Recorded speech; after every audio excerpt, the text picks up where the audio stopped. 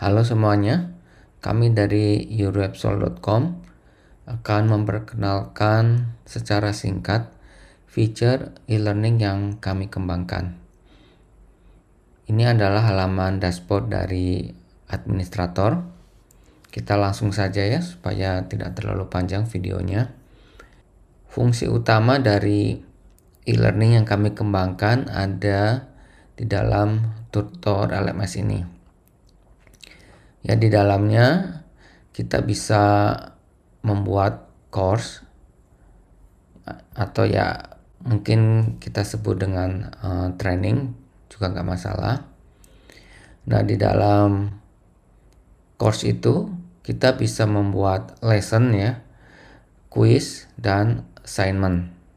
Selain admin, instruktur juga bisa membuat course melalui dashboard. Jadi setiap user akan mempunyai dashboard masing-masing ya, baik itu admin, instruktur maupun student. Namun yang bisa membuka halaman ini hanya admin.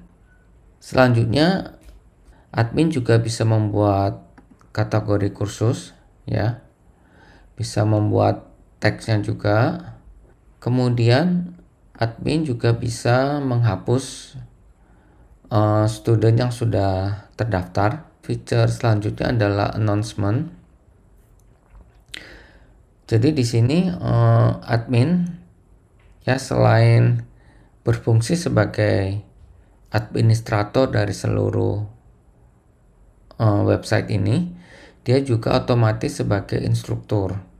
Kalau dia membuat suatu course, dia bisa memberikan suatu pengumuman kepada semua murid yang enroll di course yang dibuatnya. Tapi khusus untuk admin ya, dia bisa memberikan announcement ke kursus yang dibuat oleh instruktur lain.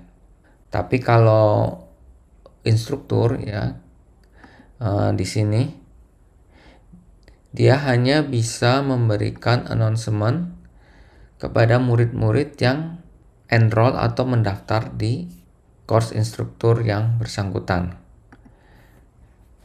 Jadi admin mempunyai atau mengendalikan semua kursus baik yang dibuat oleh admin ataupun yang dibuat oleh instruktur-instruktur lain.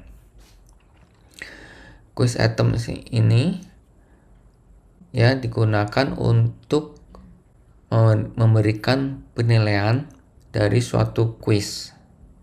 Jadi bentuk quiz macam-macam, diantaranya ada quiz yang penilaiannya harus dilakukan oleh instruktur. Q&A. Nah, Q&A ini adalah feature question and answer yang ada di dalam satu course.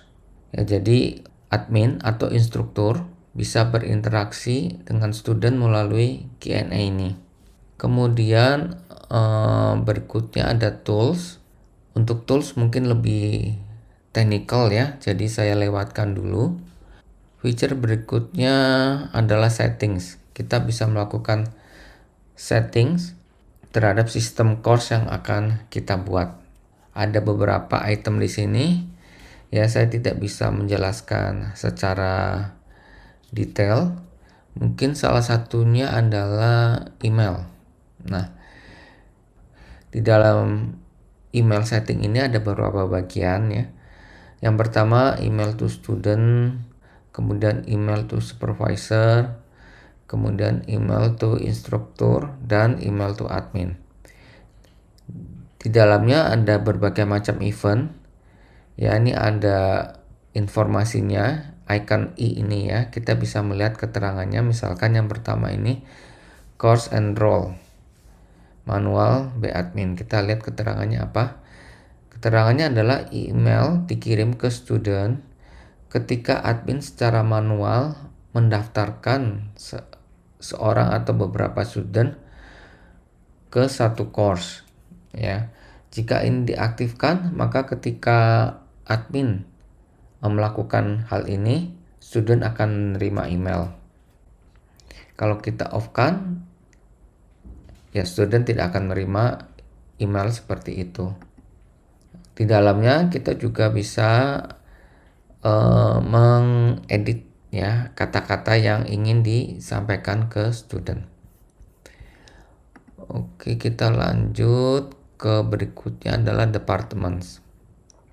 Karena ini dibuat untuk internal training, maka departemen ditambahkan untuk mempermudah report ya. Misalkan kita tahu dari departemen ini ada berapa student yang mengikuti atau ada berapa instruktur ya yang dari satu departemen.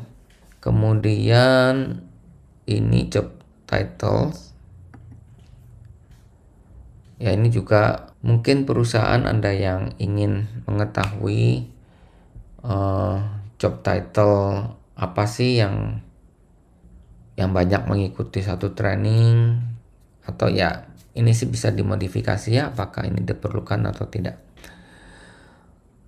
Nah, ini bug add user adalah feature di mana admin bisa mendaftarkan banyak user dalam suatu action.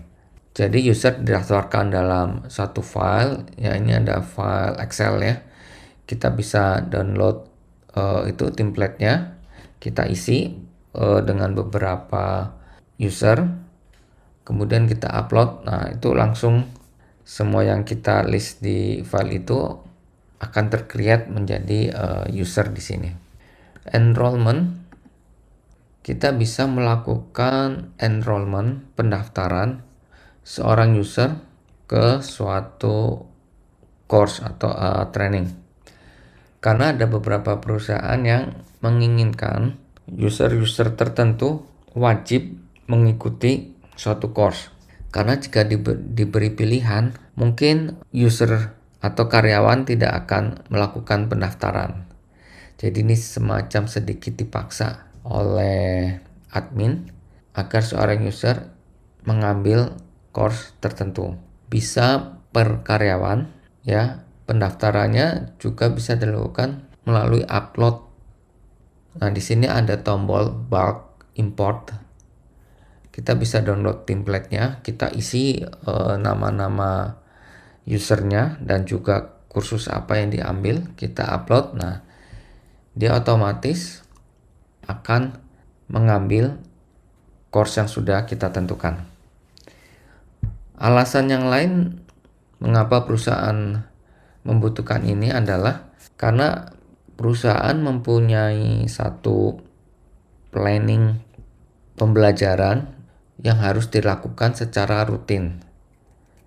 Ya, contoh misalkan ada karyawan baru.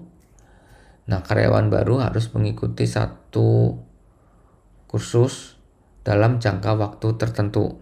Nah, ini kalau mereka masing-masing melakukan sendiri itu jangka waktu awal dan akhirnya bisa berbeda. Nah, untuk menghindari itu biasanya dilakukan enrollment oleh admin.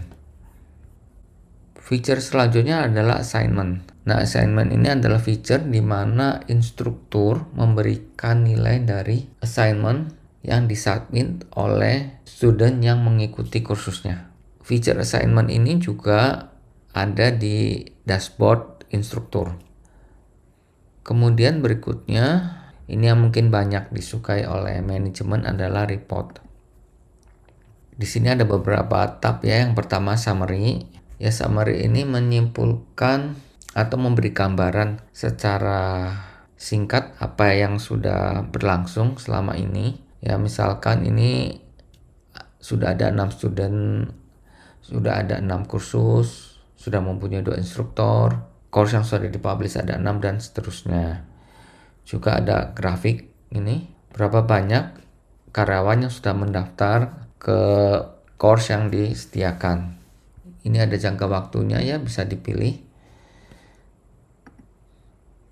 Kemudian ini tabel student atau karyawan yang baru melakukan pendaftaran. Nah, terus ini tabel dari kursus yang paling populer. Nah, di sini memang mengambilnya dari total enroll. Berikutnya adalah daftar nama instruktur yang baru mendaftar. Berikutnya adalah tab courses ya. Nah, ini ada kategorinya ya. Kategori dari kursus, kita bisa filter dan juga sarana. Nah, ini ada beberapa perusahaan yang menginginkan agar training eksternal dan juga training yang dilakukan secara offline di classroom juga dicatat. Ya, walaupun pencatatannya berbeda ya, kita tidak bisa tracking progresnya, tapi mereka tetap ingin dicatat dan laporannya tetap ingin disatukan. Makanya diberikan filter sarana. Ya, ini misalkan yang eksternal. Oh, eksternal tidak ada. Yang classroom. Oh, oke. Ini all kategoris mungkin ya. Ada ini ya. Jadi ya ini sih bisa nanti disesuaikan dengan kondisi perusahaan masing-masing. Ini juga ada fasilitas untuk mendownload data yang di sini ya. Data yang di website ke dalam file CSV atau file Excel. Nah, untuk masing-masing course yang tampil di sini, kita bisa lihat secara detail. Ya, misalkan ini cara klaim pengobatan ya. Ini kan dilakukan secara online ya, kita lihat detailnya. Nah, detailnya itu kita bisa lihat progresnya masih 0%. Juga bisa lihat pretest score, post-test score. Nah, oke. Ini kolom ini student name, department, job title dan seterusnya bisa kita modifikasi. Nah, kebetulan ada perusahaan yang ingin menampilkan ini nilai dari pretest dan post-test. Ini bisa kita lihat secara detail juga mengenai. Jadi kalau ini kan student HR. Kalau klik detail maka kita akan bisa melihat student hari ini sudah ambil course apa aja. Oke, nanti kita lihat ya. Nah, ini juga ada beberapa ini filter ya seperti biasa untuk ya, ini karena datanya masih sedikit sih tidak begitu berpengaruh ya filter. Kita juga bisa ekspor data yang di sini, data enroll student. Nah, juga ada riwayat running. Nah, ini untuk beberapa perusahaan farmasi itu mereka ada semacam refreshment training. Jadi training yang sama ya harus diikuti oleh beberapa user tertentu. Ya, misalkan setahun sekali atau 2 tahun sekali, dan mereka ingin training online-nya. Maksud saya refreshment training online-nya. Nah, ini bisa juga kalau misalnya perusahaan Bapak Ibu tidak memerlukan ini ya bisa dihapus sih. Oke, ini review dari course apa ini? Tadi course klaim pengobatan ya. Ada reviewnya, terus instrukturnya siapa. Oke, terus kita lihat ke review. Nah, ini yang ditampilkan adalah data yang course-nya memiliki feedback. Terus yang berikutnya adalah student. Ya, ini kita bisa melihat student yang ada di dalam online learning ini. Kita bisa filter departemennya. Ya, misalnya dari departemen quality assurance ada berapa. Nah, kita bisa filter, oh ada 2. Kita juga bisa ini lihat supervisor mana sih yang ikut atau ambil suatu course. Oh, ini ada 3 nih. Kemudian berikutnya instruktur.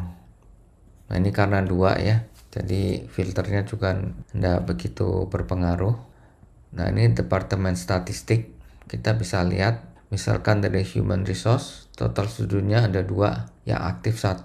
Dari semua student ada 4 course yang diambil. Yang sudah selesai itu ada 1. Ini juga bisa di-download. Data yang di-download pun itu bisa kita modifikasi sesuai kebutuhan masing-masing perusahaan. Ke berikutnya kita ke default certificate. Default certificate adalah kita memilih. Jadi misalkan begini. Di course ya, kita bisa set course mana yang akan diberikan sertifikat. Ya, misalkan nah ini tata cara pembuatan protap ya.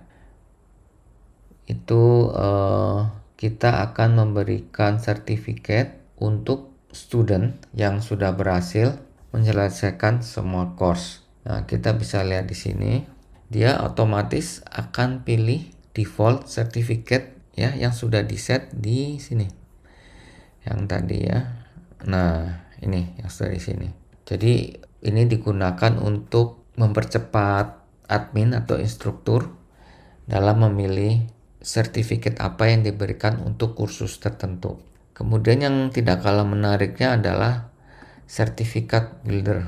Ya, di sini Ibu bisa membuat beberapa sertifikat, sudah disediakan template-nya ya, seperti itu. Jadi tinggal pilih salah satu. Oke. Misalkan ini ya. Oke, kita tutup aja ya, kita save, kita tidak publish. Nah, ini sudah dibuat satu. Nah, kita bisa edit ya. Student name-nya mau diletakkan di mana, terus field apa yang akan ditaruh di sini, misalkan apa ya, signature, tanda tangan. Oke, pasang di sini. Ya, seterusnya ya. Nanti di tahap implementasi kita bisa lihat lebih jauh lagi.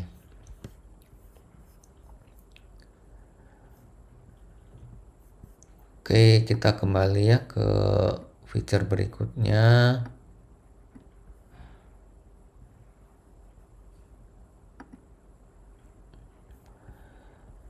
Ke offline trainings. Nah, ini adalah tambahan yang baru dibuat ya, karena ya tadi ada perusahaan yang ingin offline trainingnya, jadi yang tidak termasuk e-learning ini juga ikut disimpan di dalam sistem ini. Makanya kami sediakan untuk memenuhi kebutuhan mereka. Nah, fitur yang terakhir adalah offline training enrollment. Jadi kita memberikan target pada karyawan untuk mengikuti kursus tertentu, tentu saja yang offline ya, mungkin melalui classroom ya. Jadi studentnya siapa namanya, misalkan student, oke, ini terus trainingnya namanya apa gitu ya. Terus kapan mulai, kapan selesai, pretest dan posttestnya, skornya juga bisa isi di sini. Kita bisa melakukan pendaftaran juga secara bulk. Jadi kita pilih filenya, terus kita upload. Nah, ini data dari student yang sudah mendaftar di satu course yang bukan online. Selain itu, admin juga bisa menambah dan menghapus user. Nah, ini user-user yang sudah mendaftar di website ini, ya ini bisa dihapus oleh admin. Dan juga jika ada informasi yang salah, admin juga bisa melakukan update. Nah, ini satu lagi, new user approve ya. Jadi karena sistem e-learning ini memungkinkan karyawan untuk self-register, maka admin bisa melakukan approval atau rejection terhadap pendaftaran yang dilakukan secara mandiri. Ya, ini contohnya ada 3 student yang melakukan pendaftaran secara mandiri. Nah, itu bisa di-approve atau di-reject. Maksud saya di-deny. Ya, istilahnya deny, bukan reject.